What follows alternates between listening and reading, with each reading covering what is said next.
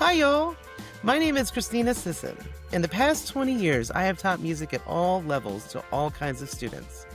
I have witnessed firsthand the kinds of challenges music teachers face in the classroom every day, and it is my hope to address some of the issues you care about most. Each week, we will be talking with music teachers at all levels about what it's really like to teach today, and having real conversations about equity, identity, and the systems we work in, and the small victories that keep us going. So pull up a chair. It's time for our weekly staff meeting. Let's talk about the things that matter. I am so excited to welcome our first guest on the staff meeting. He is a new music teacher who recently graduated with his bachelor's in music education and will be stepping into his first classroom as a middle school band director in about a week. Welcome, Mark. Can you start by telling us a little bit about yourself and maybe what made you decide to pursue a degree in music education? Yeah, well, first of all, thanks for allowing me to be part of this. This is super great. I love all things music ed, and so I had to jump at this opportunity. So, gosh, my music ed journey, I guess you could say, really started when I was a really young kid, maybe even before like I stepped in a music classroom for the first time.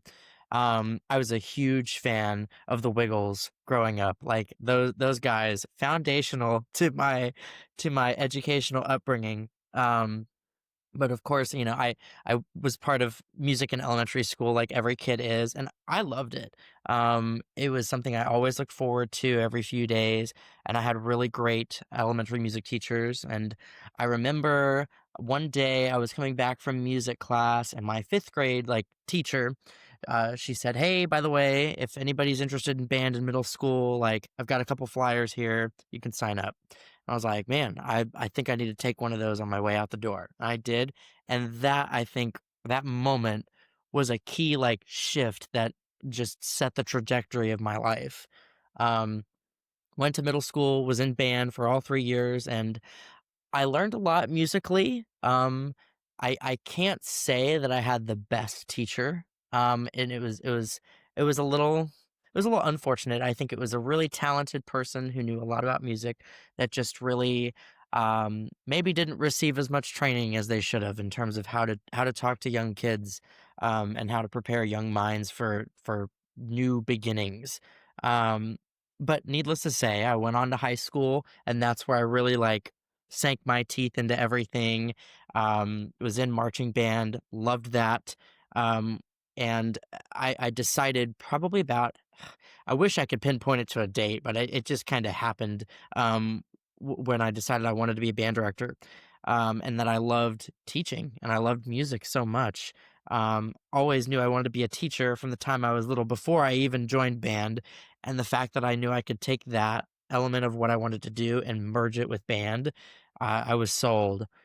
So I went to Florida State University, and did the 5 year plan as they call it, because it's such a big intense degree that just requires. I mean, it really, if you really want to give it as much time as you should, it takes longer than 5 years. 5 years is really not enough time. I mean, it flies by. But while I was there, I was in the Marching Chiefs. Really got a lot of hands-on teaching experience at the collegiate level with some of the best musicians in the state of Florida, which was really, really cool. Was given so many performance opportunities within the concert bands that I was involved in. Plenty of field experience for sure. Completely left out that I graduated high school and started college in the middle of a global pandemic. I think that's something that I shouldn't just gloss over. And that was a trying time for sure, but it was all the little moments in college that just kinda kept me going, and I was like, "Ah, just stick it out. This pandemic will be over sooner rather than later." Of course, at the time, I didn't think we were ever gonna get out of it, but here we are. So I went through my degree, did my student teaching internship at Freedom High School, which is in Orlando, basically in SeaWorld's backyard. So that was really cool to get out of the classroom, walk to my car, and hear screams of people going down the roller coaster drops. Man, nothing like teaching in Orlando. I was really, really blessed to have a really great supervising teacher for that. And I knew that I wanted to come back home to where I went to school where I'm from, which is the northeast part of Florida. And so I was able to land a middle school job um, in the Ponte Vedra Beach, Palm Valley area. So really nice area of Florida, really beautiful. And there's some eager students waiting for me. So I'm very excited. That's amazing. So I'm curious, you said that you kind of always knew you wanted to be a teacher. And what made you as a young kid, I guess, feel like that's what you wanted to do? Well, for me, I got really lucky that I had really good teachers. Like for the first 7 or 8 years of my life, like I had really, really good teachers. Like preschool and elementary school, which are some of the most foundational years of a kid's life. And really like those teachers can set up, hey, this I'm gonna love school or I'm gonna hate school. And I had teachers that really made it fun and enjoyable. Um, I I just thought it was fun. I thought it was a cool thing to just teach and tell people, "Hey, this is how you do this." And just see those like moments where people like understand it and they get it for the first time. I was a huge geek about it all. Like for Christmas, I got expo markers in my stocking. Like it was weird, very atypical for a kid, but I loved it. And I knew that that was something that I wanted to do. Yeah. Yeah, I get that. I understand totally. So where are you right now in your process of preparing to step into your first ever classroom? So about 12 hours from now, I will be on my way to my school. And I'll start day one of pre-planning. Technically, tomorrow is optional. Um, but when I hear the word optional, I hear required. Um, and I'm not required to go by any means, but the nice thing is if I take this optional day, I get an extra flex day that I can use somewhere in the year, which is super cool. But not for nothing, I'll take an extra day to get some planning done because there's not enough time in the world to get ready to welcome middle schoolers into your classroom, especially as a new teacher. So, I'm gonna be going in tomorrow. I've been in here and there throughout the summer to my classroom. I've been trying to take some time to relax and enjoy my last few moments before joining the 9 to 5 crew, or really the 7 to 2:30 crew.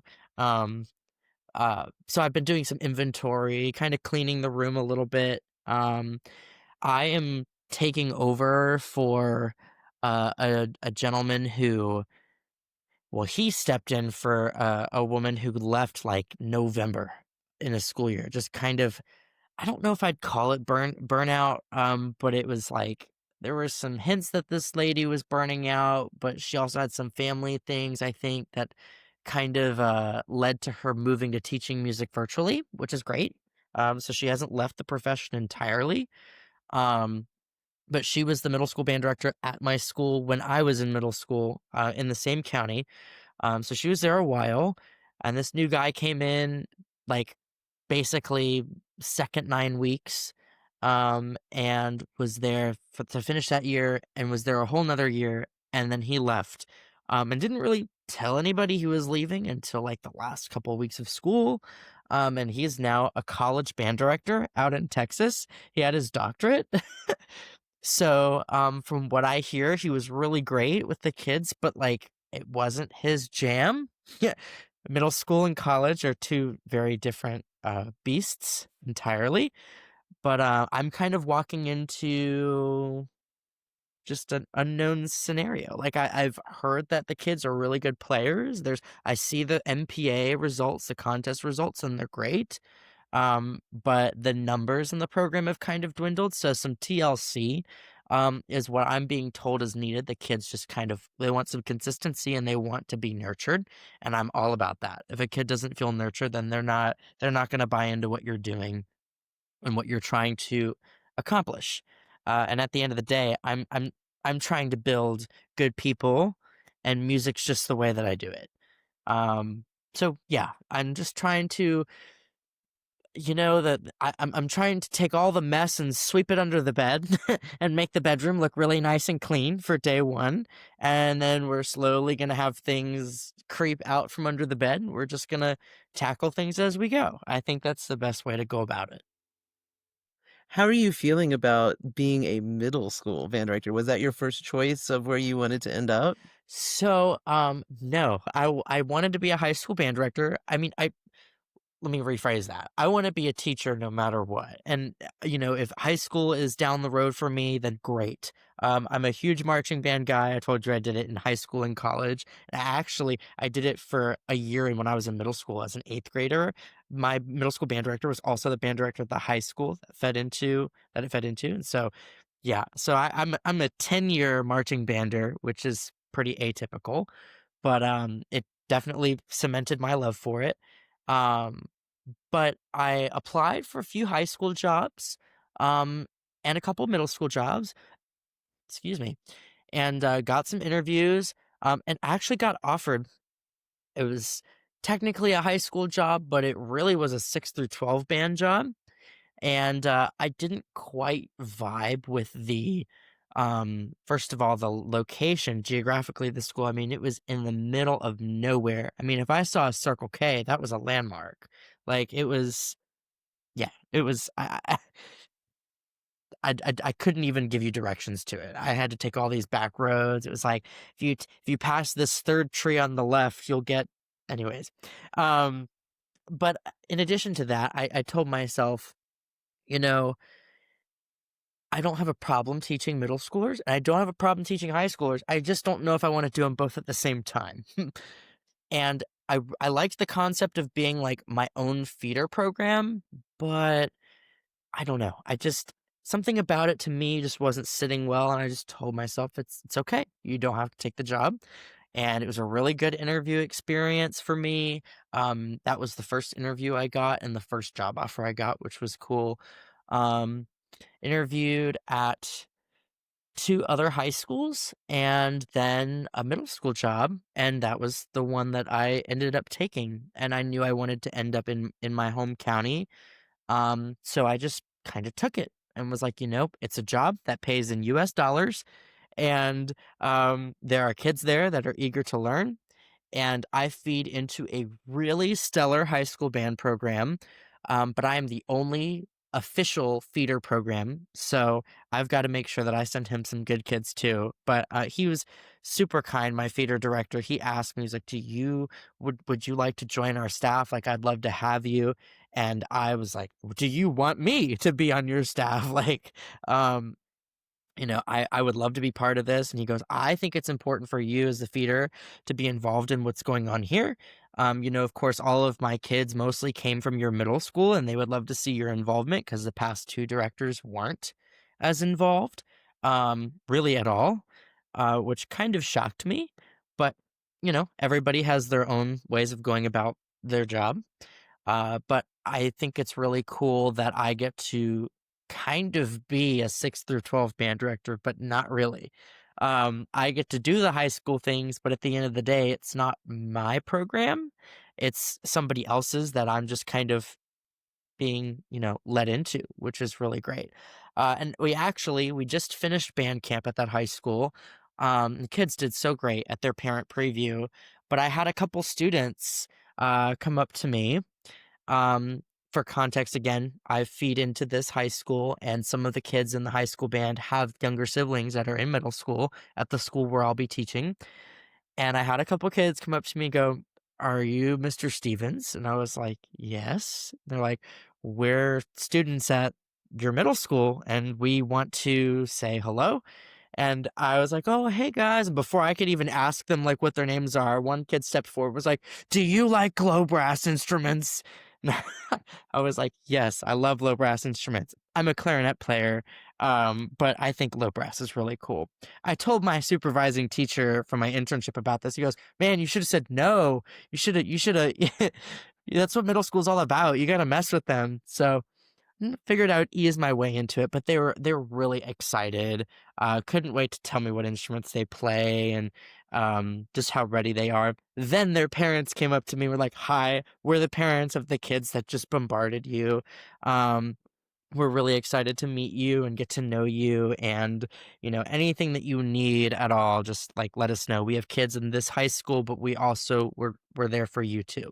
And I also, my school, for some further context, because I think that this is important, is in, like I said, it's in the Ponte Vedra Beach, Palm Valley area, which, um geographically, it's very close to the ocean, and it's also, from a socioeconomic standpoint, there are not very many economically disadvantaged families in that area. So when those parents say, "Hey, if you need anything," they really do mean like, "Hey, like we're here to help in any way that we can," which I am really thankful for. That's a blessing, that a lot of first year teachers don't have. They walk into a school where there's not a whole lot, literally, um, and that's just something I'm not going to have to worry about too much.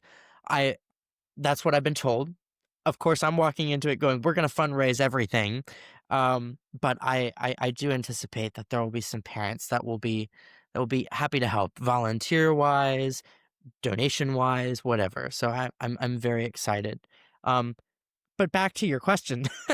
Yes, I'm super excited about teaching middle school. That interaction with meeting those kids for the first time just showed me how, like, goofy but excited they can be, and I think it's a really cool age group that I really thought I would never want to teach, but I think taking this job just kind of forced me to, like, go, "Hey, just try this."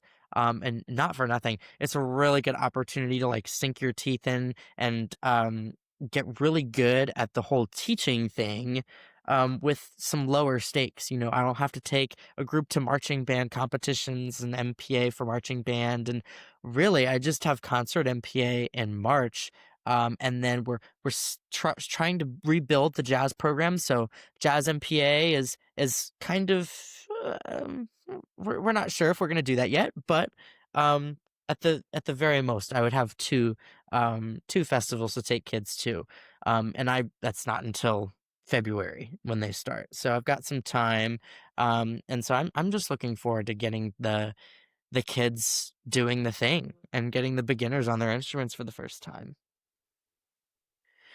You mentioned that you had kind of a rough middle school experience yourself. Mhm. And I'm curious, like, when you reflect on that experience, like, how is that gonna affect your teaching now doing exactly that?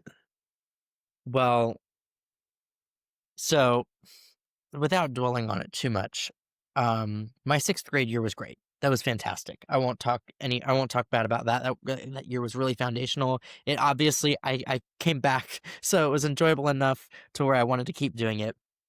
Um, when I was in 7th grade, my band director, yeah, for the first semester or so really was quite good. Um, but we noticed some kind of mood shifts in our band director. And this was many kids, many kids. I thought it was just me. And, we're all middle schoolers trying to figure ourselves out, changing hormones, changing voices, good golly. And we don't really know how to recognize emotion changes in other humans, and like what those external factors that lead to that can look like. So of course, you as a kid, you always think like, if somebody's mad, it's my fault, right? What am I doing to make my teacher upset?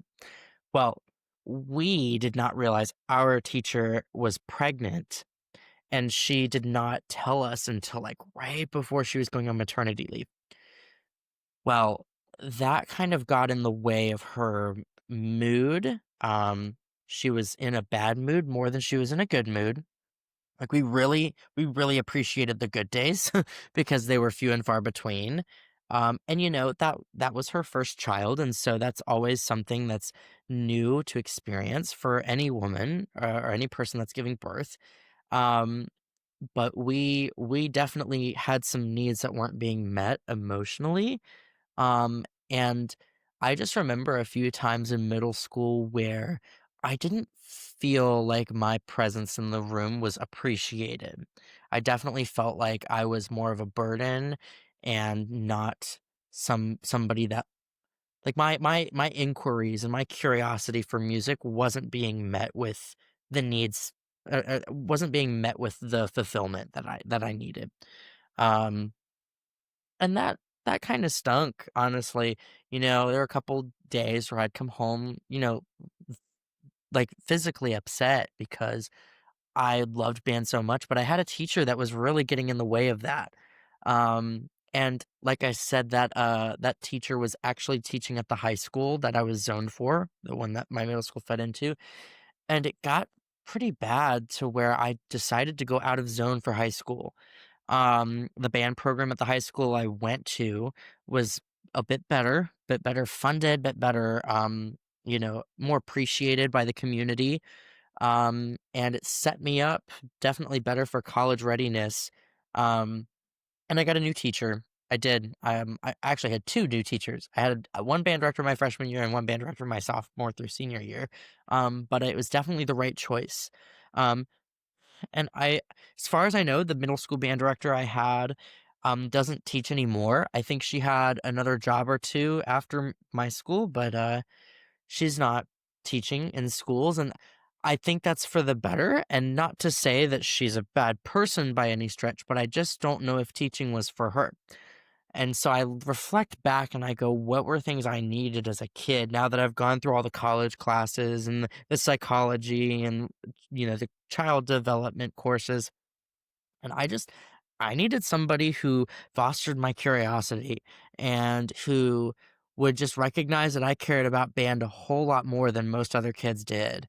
And I needed to feel special. And it's not special in a sense where like I was better than anybody, but like all kids want is to feel special. If you make a kid feel special and that they're loved, they'll do anything you want. And really, like I would have done anything my middle school band director wanted. I mean, she told me like 6th grade, she was a French horn player, and we're picking out our instruments for 6th grade. And God, I knew I wanted to play the saxophone. I wanted to play the saxophone.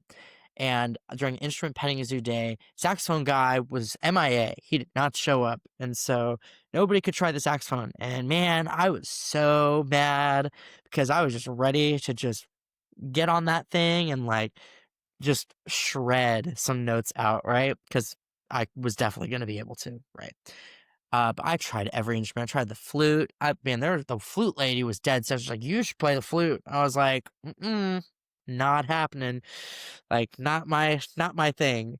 Um, Funny enough, I went to the clarinet guy, and he tried the clarinet mouthpiece on me, and I could not get a darn sound out. It was so funny. And he goes, "Man, this is not for you." It's funny now because I'm a clarinet player. Right. So motivating, right? For a guy to be like, "Yeah, don't play the clarinet." Um, well, my band director was a French horn player. She goes, "Let me see your mouth." I was like, "It's right here." Like, what? She was like, "Can you just like smile for me?" Like, I was like, "Okay."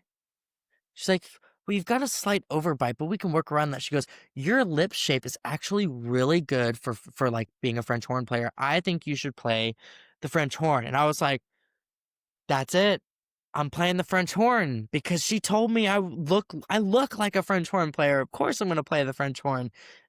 If I walk up to little Johnny and I go, "Dude, your arms are built to hold the tuba." Johnny's gonna walk home and he's gonna go tell his parents and his friends like, "Guys, I'm built to play the tuba. I'm gonna be a tuba player." It's just those little I moments love that that. they make kids I feel love that. special and they make them feel desired.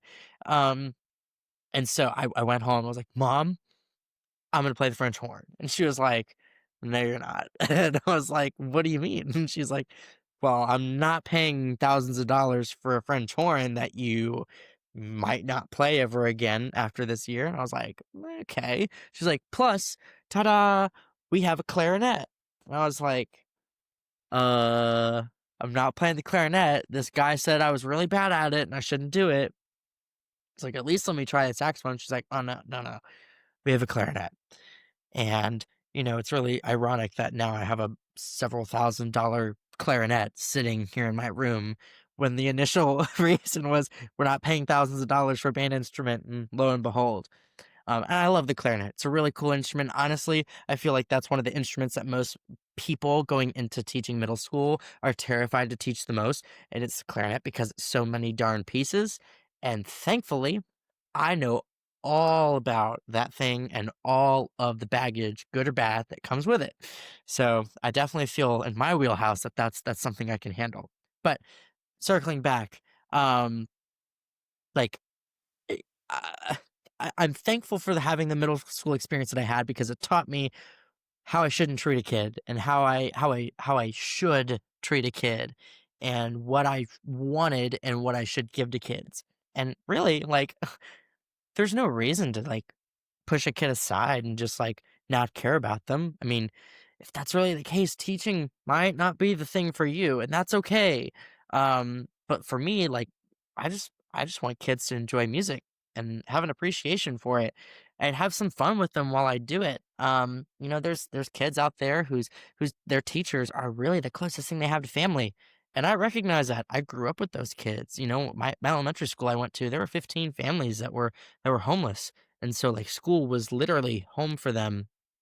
Uh, so I don't take that for granted. And I wanna make the most out of those 3 years that those kids are in that room. And, at the end of the day, I even if they forget who I am, if they go, "Man, I had such a great time in band," that's all I care about. That's all I care about. So, what's kind of weighing on you? Do you have any concerns going into Uh, this? I mean, I know my first year, I was shaking in my shoes when that bell rang on the first day. How do you think you're gonna be feeling when that moment comes? well, okay, so long term, the thing that's weighing on me the most is, like, taking those kids to MPA or contest for the first time. And let me be the first to say to all the listeners out there, it's not about the rating. It's just not. It really isn't. You could have literally the greatest kids in the world, and if you go on stage and you get straight twos, okay, great. You brought your kids to contests and they've got some feedback and they had a performance opportunity and they did the thing. And you did the thing. Oh well. Now for me, my school hasn't gotten anything lower than a superior at concert MPA in like 12 or 13 years. So there's a little bit of pressure there, but like nobody at my school really knows about how that works. So that's kind of nice. Um Short term, what's weighing on me, it's getting those kids from day one. It's just having them buy into you. I don't want them to think I'm this like I mean, I do kind of want them to think I'm a nerd because like I am, hello, but I don't want them to think like I'm somebody who doesn't know what they're doing. Like, I want them to see me and be like, "Oh, he's cool, he's goofy, but, like, when it's time to work, it's time to work." And band should be fun after all, right? Otherwise, why are you doing it? So I think day 1 for me, like, I don't think we're gonna get the instruments out on the first day. Hope nobody that learned from in college hears that, but I don't think that we need to do that the first day. I think we're gonna learn everybody's names because. God knows Mr. Stevens is really awful at remembering names, so it's something that I'm gonna need the most help with. And we're just gonna, you know, say, "Hey, this is band. This is what the year's gonna look like." I'm sure in beginning band, we're gonna be like, "All right, let's look at what some notes look like. Let's learn something before you leave this room today." Um, Day 1 is just like, get through it, survive, let the kids see you, meet you, know who you are, know them, see who they are. Um, those first couple minutes, those first interactions are crucial because you either have them or you don't. And it's really hard to get the kids if you don't get them from the get go. And so, like, I'm definitely one of those. It's like I greet the kids at the door. I did that in my internship, and the kids loved it. I was also really blessed to be at a school where the kids were just stellar. So we'll see if this is something the kids are used to because I'll know from day 1 standing at that door, if they walk around and they go, "He's at the door," then I know, okay, nobody's done this before. Um, or we'll see. Maybe it'll be exciting. Kids will turn and they'll see me. Maybe it's intimidating to walk into the band room for the first time and be like, "Oh, where's the teacher?" I don't know. But long term, it's like the musical goals. Short term, it's just like, I just want the kids to like me. I just want them to have fun and feel comfortable with who they have as their band director. Nice, I like that. Yeah, I mean, it's kinda one of those things where you don't know what you don't know yet, Oh, you yeah. know? I think after that first day, you might have a whole new list of worries. Well, like I was telling you, I mean, I've been hearing some gossip about this bloodborne pathogen video, and like I got an email from my admin saying, "Here's these videos you have to watch about these bleed kits." And I'm like, "What the heck is a bleed kit?" And they're like, "You can't let the kids see this." And I go, "What is in this bleed kit to where the kids can't see it?" And so I'm like, if the kid's bleeding that bad, God, I hope we've called somebody because listen, there's a lot of things I do that I don't get paid enough to do. But one thing is for certain, I am no doctor. Never will be. I'm not I don't have the stomach to handle that. I never been a fan of horror movies. I bleed kit, the thought of it just makes me anyways, but it's something I have to do. So it's Hopefully, that will stay in the box in the corner of the I office. hope it stays. I hope I forget where well, I hope I don't forget where it is, but I hope I just stumble upon it and be like, "Oh, yeah, there's where the bleed kit is." I don't know. Like, what's so bad about that? Anyways. And then I guess before we let you go for now we're gonna be coming back in about a week Mhm. to check in with you after your first day. But for now, I guess my last question is, what are you most excited about in stepping into your first classroom? Uh, well, I kinda go back to that interaction I had at the parent preview at the marching band, at the high school that I feed into that I worked at, for band camp. I go back to that interaction I had with the kids and the parents. Um, and I asked the kids, I was like, "Isn't this so cool?" Like talking about the marching band and what they just did, and they're like, "Oh my gosh, like it's awesome." I was like, "Well, like you get to be part of that pretty soon. You're all eighth graders. Like it's only like a year away, really, and we're gonna go and we're gonna play at one of the football games with them. Like you're gonna get a shirt that says like I'm a future shark on it, and you're gonna sit with those kids in the stands and you're gonna play their music and you're gonna watch them perform and you're gonna feel just like you're part of it. And the kids were like lighting up, like they loved it.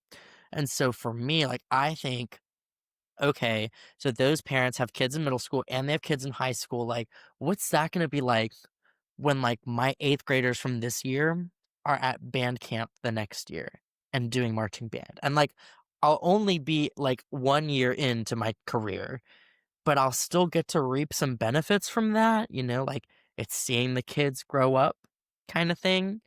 Then it's going to be when my first class of beginners go all the way through and they leave and they go to high school. I'll probably be a wreck on the last day of school for that. And then it's when those kids graduate high school too.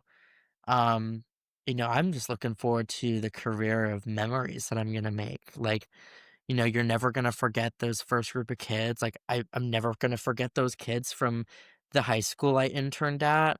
Um, in fact, I just went and visited them and watched their preview, and I walked in the door, I kid you not, and I heard somebody yell, "It's Mr. Stevens!" And mind you, there's 250 kids in this band room, and they all stopped, looked, and just an uproar of cheers happened. And That's I was like, "Man, I would have amazing. dressed up a little bit more." I was in like a bummy t-shirt and some shorts, and I was like, "Man, I feel so loved." Like it's those little things where it's just like, no one's a stranger to how much teachers don't get paid, but like it's those moments where it's like, "Oh, this is the payoff. This is the payoff." I'm not saying don't pay your teachers more. Pay the teachers more, but like this is this is definitely what kind of like fills in that extra gap. It fills my cup to see the kids like enjoying what they're doing and also be like, "Oh, hey, like I'm just that little forgotten like guy in the corner. It's like, "Hey, how are you?" Um, I'm looking forward to seeing that just occur over and over again. And my gosh, when the first kid comes to me and goes, "Mr. Stevens, I'm going off to college." I'm gonna say, "All right, little Jimmy, what are you going to college for?" And when he says music ed, I'm gonna say, "Run." I'm just kidding. Uh, I'm gonna be Don't I'm do gonna be that. elated. And really, I am gonna celebrate that because that kid's gonna have a hard 4 to 5 years ahead of him, and then an even harder career after that. I'm saying that like I know. I mean, I only know what college is like because I just finished it, but um I remember going back to my elementary school when I was getting ready to go to college, and I walked up to my elementary music teacher, who was a Florida State grad, um, and I walked up to her and I was like, "Hey, Miss Disney," and she was like, "What's up?" I was like, "Well, I just want to come say hey. Like, I'm moving to college in a couple weeks. Like, I just wanted to come say thank you." She goes, "What are you going to school for?" And I was like, "I'm going for music ed." And like as soon as I finished speaking, just like tears started flowing. She walks up to me, she goes, "I knew you were gonna be a music teacher. From the moment I started teaching you, I just knew it was gonna be." And then I fast forward a little bit. I'm in the marching chiefs and I'm marching in a parade to the Cheez It Bowl in Orlando, and I hear Mark Stevens get yelled from the side, and I turn and I look, and it's my elementary music teacher standing right there. And I completely broke ranks, ran out of that parade because I had to, and I gave her like a 5 minute long hug.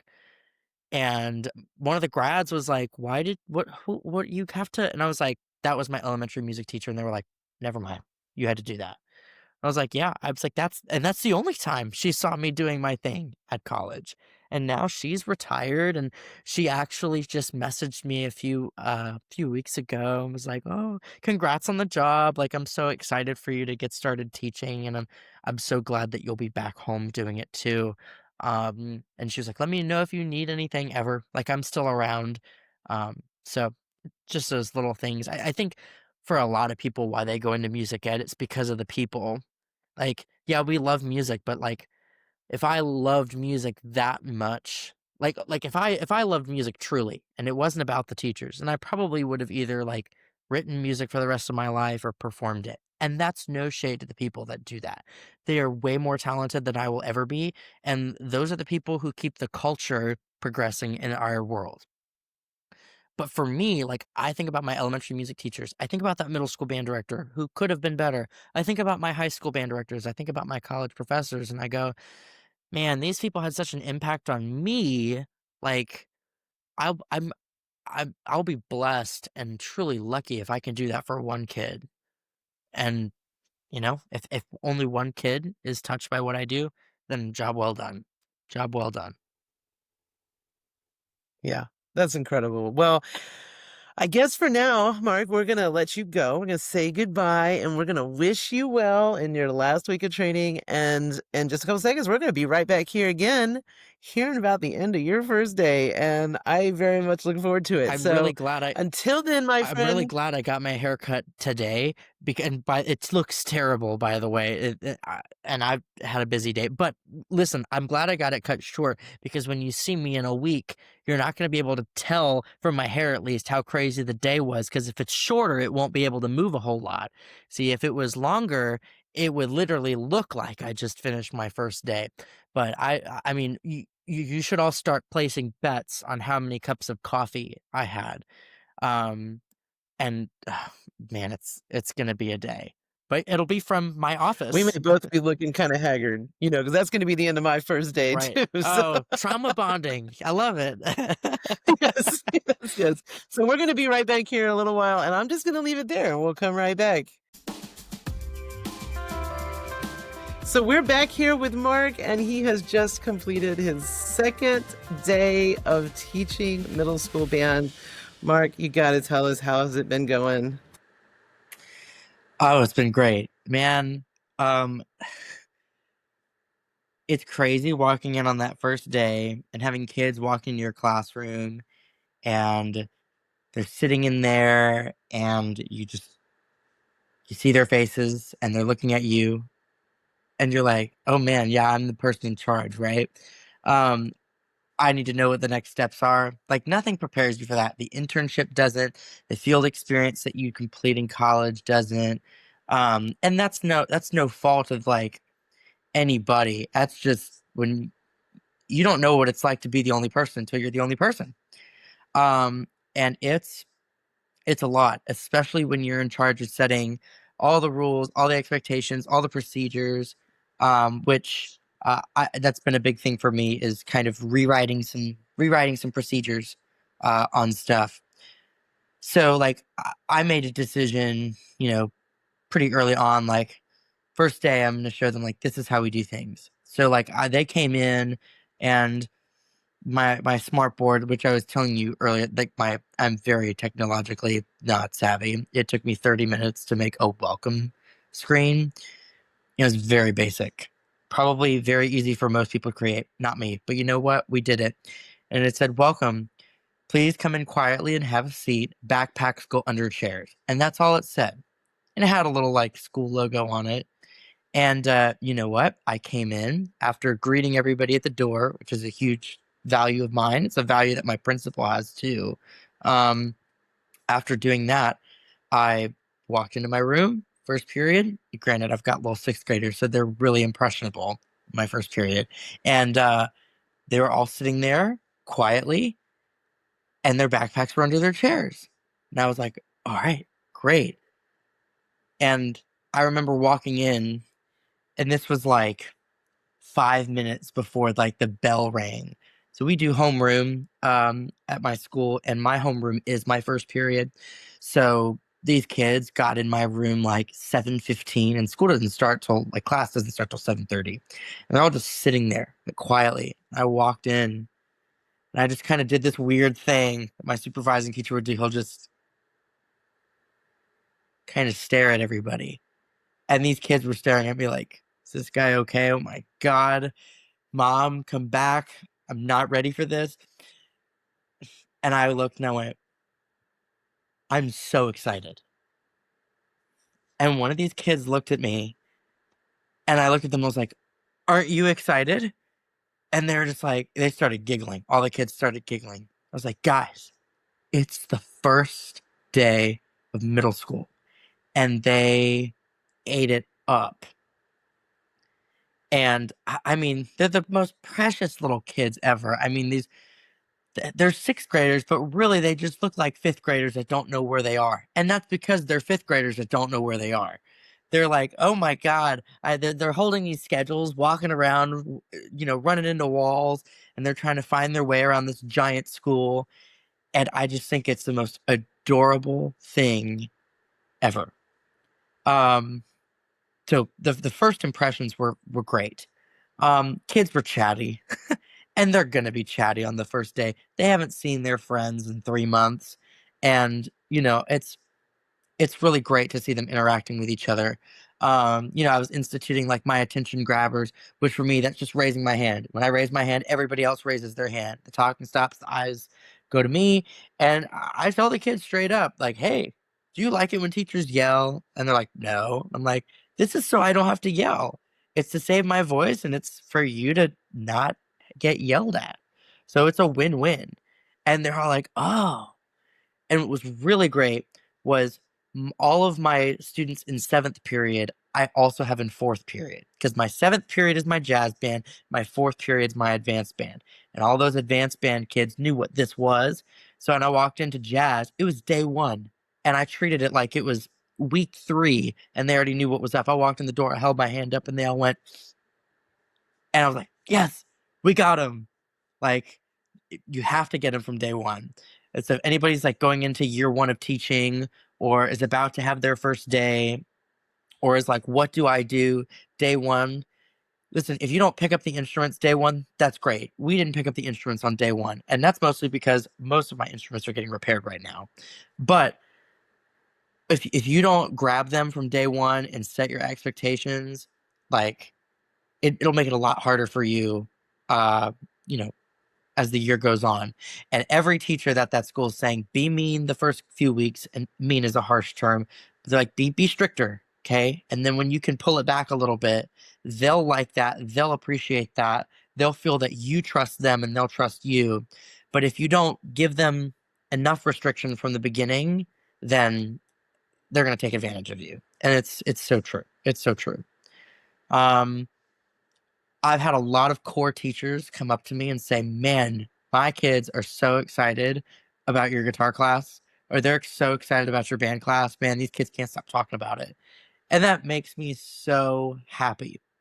And I had a couple kids who came up to me and they're like, you're a really great band director. I'm like, dude, you've had me for 20 minutes, literally. Like, thank you so much. Like that's so kind of you. But I think what they've been craving is somebody to give them that routine, that consistency. And they haven't had that at this school for about a couple years, really. Um, I can't remember if I talked about this last time, but I am director number 3 for my eighth graders. So my eighth graders, when they came into sixth grade 2 years ago, they had one band director until about November, and then that band director just like left immediately. Burnt out, moved to teaching virtual school. New director came in towards the end of that semester, but really like did things in January. And then that director stayed through that year, came back the next year, but then didn't come back this year. So they had a band director for half of a year, then another one for a year and a half, and now they have me. And they really just haven't had a lot of routine, and it's great. They love it. They love that everything has a place. Everything has we have a way that we do things. Um, and you just try to treat everything like a teachable moment.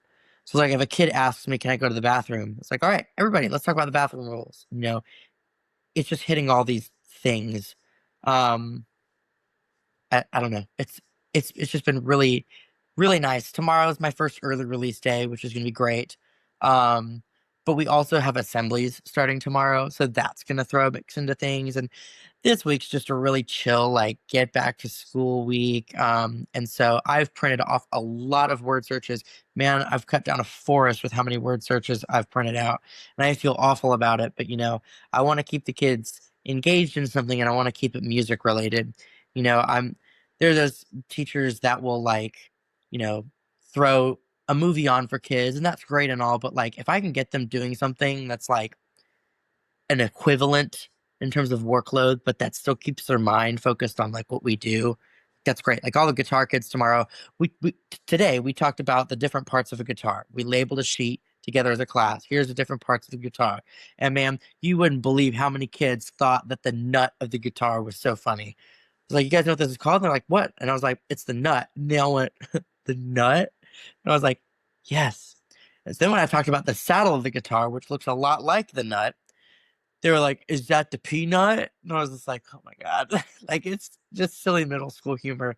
Anyways, so we labeled those parts of the guitar, but tomorrow when we're doing assembly stuff, they are going the ones that are still in my room are going to do a word search that covers the parts of the guitar. Yeah, all in all, I mean, the first 2 days have been great. And I'm ready for the next challenge. How does it feel to be Mr. Stevens? Oh, it's weird. It's so weird, man. So again, I talked about greeting my kids in the at the door. My door kind of is offset from the main hall, so you have to turn a corner and walk a little bit to get to my door. So if I stand at my door, I'd really only see the kids that turn the corner, which is 5 feet away from me. So I try to step out to that main hall, and man, the when the kids, excuse me, were coming for advanced band, there's a few kids that are the heads of the Mr. Stevens fan club, apparently. And they're coming down the hallway. They go, "Mr. Stevens!" And they're like deep bellowing, like chanting my name. And some of the PE coaches, because I'm next to the gym, they're looking down like, what in God's name is going on in that band room right now? And, I call it cultish, call it a dictatorship. I don't really care about it because I would rather them say my name and say good things after it than say my name and not good things after it. And that's the crazy part is these kids just thought I was cool from day one. I don't know what it was, but they were sold. Um, Maybe it's because they finally had a band director they were taller than. Whatever. That's great. I'm happy to be that guy. But those kids, their energy is spreading toward to the other ones too. Um, and it's really great because those advanced kids, they they enjoy me They enjoy having that consistency, especially those eighth graders like I talked about, but they don't mind me pushing them to the next level. I can say things to them like they haven't had a teacher really talk to them about posture, and I can tell because I have to fix that like every 5 seconds. And then I said something that was to the extent of what is my supervising teacher? What would he say? I said it. Oh, your posture is your visual representation of your effort. Man, when I heard that on my internship, I was like, dude, that's some deep stuff right there. That'll make anybody check themselves. I don't care if they're sixth grader or if they're a senior in college. They're gonna hear that and they're gonna sit up a little taller. And I said that. I was like, do you know your posture is your visual representation of your effort? And I asked it just like a question, and they just all kind of I was like, "Wow, man, the effect that that has." Another thing was like, "Do you, are you ready for the next part of this lesson?" And they'll go, "Yeah." And I go, "Can you show me that you're ready?" And then, boom, they know what that means. They know what that means. Some of them are so silly. I'll say that, and they'll put their hand in the air like they're like this thing has become infectious too. Which, by the way, if you're watching this and you see that, like, steal it. I stole it. That's what my supervising teacher does. That's what other teachers that I know do, and it's great. And my instructional coach actually came in to one of my classes on the first day. Bless his heart. You want to talk about somebody that's scared of the band room? It's that guy. He walks in like, "Am I gonna get seen?" I'm like, "Hey, what's up?" I said, "Class, like, hey, this is introduce him to the class. Like, he's here to say hey." And he was like, "Yeah, I'm just here checking on everybody." And I had a couple kids giggling, and I was like, I put this up, and all the kids put their hand up, and he just looked at me. He was like, "Whoa." He saw me in the hallway today, and he's like, "Dude, this attention grabber." He goes, "Like that worked so well. You're like." It's like, "I don't know why you filled out on that survey that you're worried about classroom management." He's like, "You got it." I was like, "Well, hold on. This is day one. This is a good thing, but like also, I just be ready when I need that help."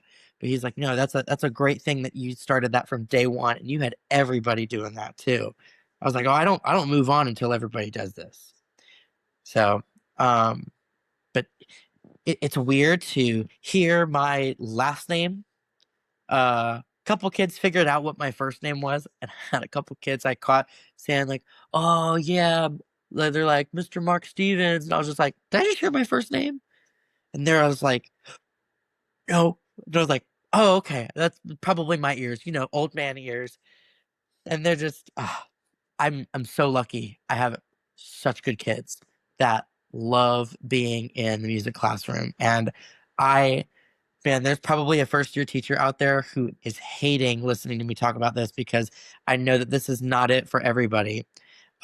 So like, I hope that I'm at least offering something to people, like if it's this, if it's just making those connections with the kids, like kids are kids, whether they're rich, they're poor, wherever they come from. Um, Kids are kids. They want to be loved. They want to feel like they're special, and they want you to care about them, no matter who they are. And all you got to do is show them that. And I was telling my jazz band kids today, that they had a little activity they had from another class where it was interview a partner, and they're like, "We want to interview you, Mr. Stevens." I was like, "Okay, like what's something that you want people to know about you?" I was like, "Okay." It's like, "I never get mad." They're like, "What?" "I don't." It's like, "I might look mad." I was like, and I make faces a lot. I was like, "So just know that if I look mad, I'm not mad." I was like, "It just means that if you're doing something and I give you that look, it's not that I'm mad, it's that I'm a little disappointed. And you wanna know why?" And they're like, "Well, why?" And it's like, "Because if I'm looking at you like that, it means I know that you can definitely do that better, or that you could have made a better choice." It was like, anytime that I'm disappointed, it's not because I don't like you. It's never because I don't like you. It's always because I care about you, and I wanna see you do better because I love and care about you. And they all were just kinda like, "This." I was like, "Yes, yes." Which of course I mean all that. That's I'm amazing. not lying to them when I tell them this, but, like, I feel like sometimes teachers are afraid to say, like, "I care about you." It's like, you don't have to wait till the 3rd quarter to say that. Like, say it now. I love that. That's awesome.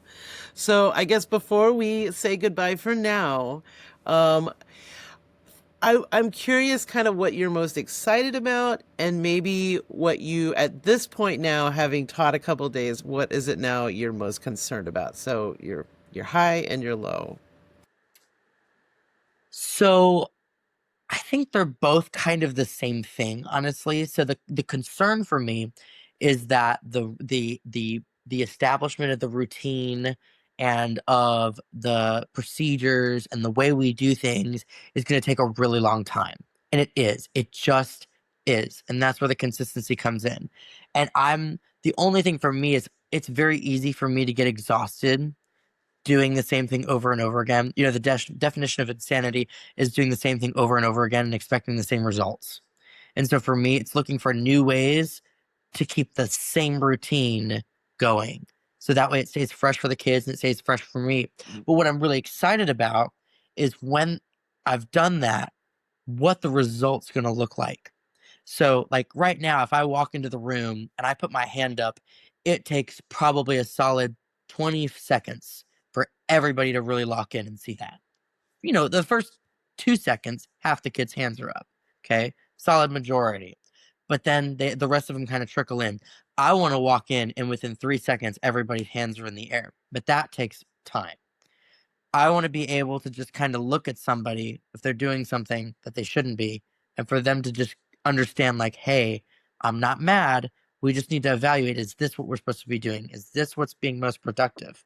Um, and the kids will understand, like, you're for me as a teacher, I'm so hard on them about, like, we have this amount of time to do this, not because it's that amount of time for me to do these things, it's for that amount of time for us to get this done. This is a group effort. This is a collaboration. This is teamwork.